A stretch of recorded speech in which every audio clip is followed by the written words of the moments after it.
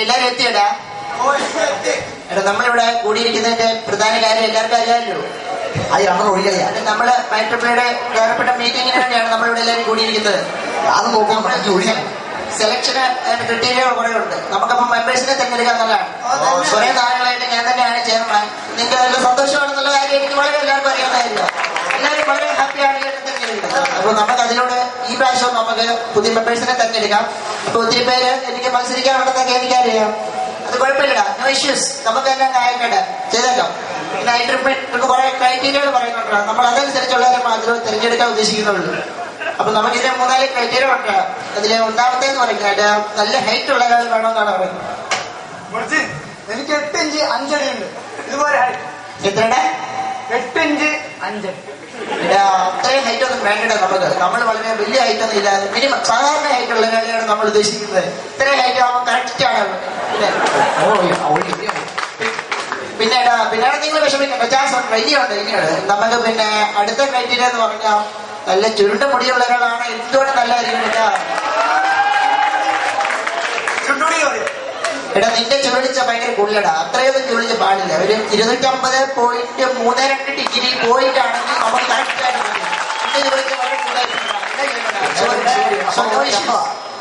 പിന്നെ നമുക്ക് വേണ്ടത് സ്പോർട്സിലൊക്കെ മിനിമം ഒരു യൂണിവേഴ്സിറ്റിയിലെങ്കിലും കളിച്ച ഒരാളാണെങ്കിൽ ഉണ്ടല്ലോടാ. ഞാൻ യൂണിവേഴ്സിറ്റി ക്രിക്കറ്റ് ടീമിന്റെ ക്യാപ്റ്റനാണ്. എന്താണ്? ഞാൻ യൂണിവേഴ്സിറ്റി ക്രിക്കറ്റ് ടീമിന്റെ ക്യാപ്റ്റൻ. എന്നെ എടുത്തൂടെ? എടാ നീ അവിടെ നീ യൂണിവേഴ്സിറ്റി കളിച്ചില്ലടാ.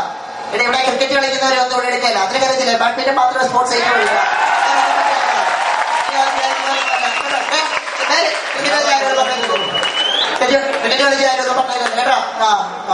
അപ്പൊ നിങ്ങൾക്കെല്ലാം സമ്മതമായി കാണല്ലടാ.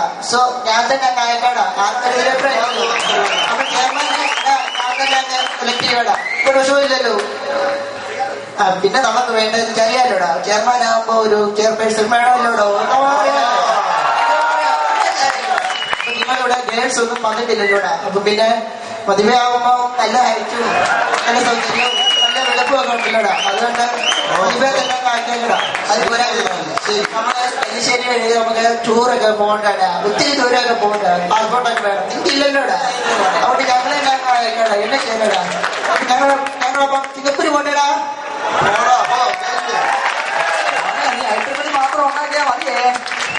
അയ്യാ ഇവന്റെയൊക്കെ ഒരു യോഗം.